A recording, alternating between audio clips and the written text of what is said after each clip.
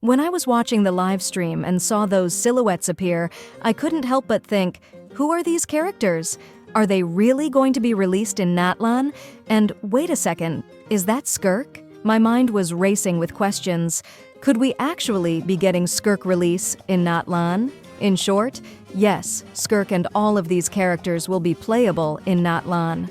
If you've been as curious as I was, stick around, because in this video, we're going to dive deep into those silhouettes, try to piece together who they are, why they're connected to Natlan, and what their arrival might mean for the game. By the way, if you're here for a specific character, timestamps are available in the description, so feel free to jump to the section that interests you the most. Starting from the left, we can clearly identify Iansan. Iansan has always been one of the most intriguing characters for me. She's the one who represented Natlan way back in the original teaser, sparking so much curiosity and excitement among fans. I mean, think about it. Most of the characters who represented their regions in those teasers were released pretty early. Leaks suggest that she's going to be an Electro character, and she's rumored to be a polearm user. But then there's the big question. Will she be a 5-star or a 4-star character? Personally, I'd love to see her as a 5-star, given how central she was to the Natlan teaser. But there's also speculation she could be a 4-star, which, honestly, would make her more accessible for players. It's interesting how Hoyoverse seems to be pacing themselves with her release. Either way, Iansan feels like a character worth the wait. Next we have Dahlia, and he is a new Mondstadt character. Dahlia, a male character and a deacon of the church, has been quietly mentioned in various parts of the game's lore, particularly in connection with Rosaria. In Rosaria's official introduction, Dahlia was the one who requested Barbara's help in locating her. He was also responsible for writing the birthday letter accompanying Rosaria's alternate outfit to the church's free spirit. Additionally, during the Of Ballads and Brews event in version 3.1, Rosaria casually mentioned keeping an eye out for Dahlia to avoid being roped into a sung poetry event during Weinlesefest.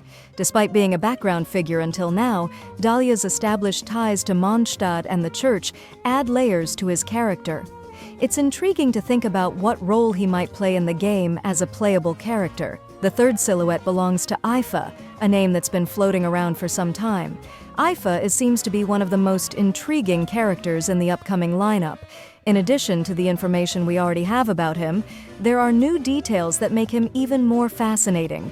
Based on a new in-game image, we can clearly see a revolver on his belt, which aligns with Natlan character's use of unconventional tools and weaponry. Whether this revolver functions as part of his abilities or is simply part of his aesthetic remains to be seen, but it definitely adds an exciting layer of mystery to his design. Another detail worth noting is his companion. In the image, Ifa appears to have a small dragon-like creature as his sidekick. This adorable companion may play a significant role in his kit, potentially as part of his abilities, similar to how Kinnich's Ajaw or Fischl's Oz function.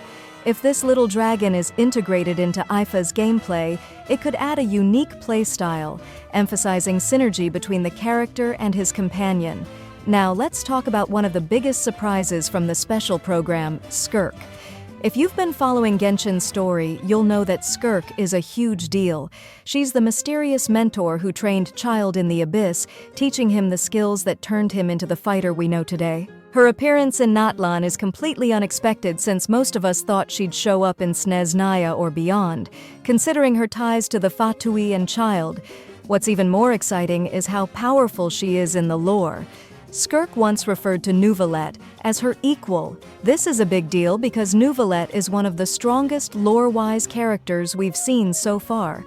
If Skirk sees him as her equal, it means she could be the strongest character we've ever had in the game, at least in terms of story. The details about her gameplay are still a mystery. We don't know her element yet, which adds to the excitement. However, if you look at her power from Fontaine Archon Quest, the power or ability she's holding doesn't look like anything we've seen in Genshin before. It actually resembles an Acheron skill from Honkai Star Rail. This has led to some speculation that Skirk could bring a completely new mechanic or even a new element type to the game. It's worth noting that Skirk will most likely be released in later patches of Natlan. probably around versions 5.7 or 5.8. This timing makes sense because it aligns with how Hoyoverse usually saves big surprises or major characters for the tail end of a region's updates. I wouldn't be surprised if her release happens during Mavuika's rerun, or even right before we go to Snezhnaya. It's almost like Hoyoverse wants to tempt us into spending all our Primogems right before dropping even more exciting content in the next region.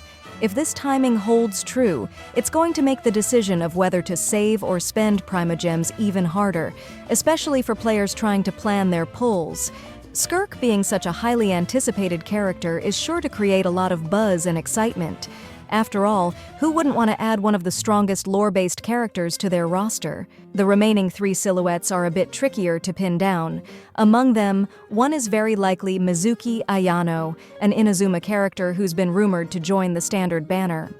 If you take a closer look at the 5th silhouette, the shoes seem to match an Inazuma aesthetic, which aligns with Mizuki's background. If she does join the standard banner, she'll be the first Inazuma character to do so, adding some much-needed variety to the roster. Let's talk about the 2 unknown characters in the lineup, the 6th and 7th silhouettes. While we don't have any official information about their names, abilities, or roles in the story, their appearances give us some interesting clues to speculate on. The 6th silhouette of a girl stands out immediately due to its striking resemblance to a cow-like figure. Now, the 7th character looks completely different.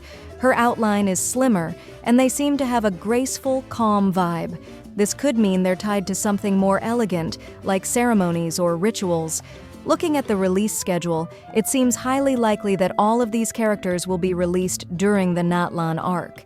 Currently, we've seen the release of 9 Natlan characters, and if we follow the pattern established in previous regions, each nation typically introduces at least 16 or more playable characters. Adding the 7 silhouettes shown during the special program brings the total to 16, completing Natlan's roster. This also aligns with reliable sources like DK2, who confirmed that there will be no new male 5-star characters in the 5X series of updates. If you take a closer look at the silhouettes, only one Natlan male character, Ifa, stands out, and he's rumored to be a 4-star rather than a 5-star.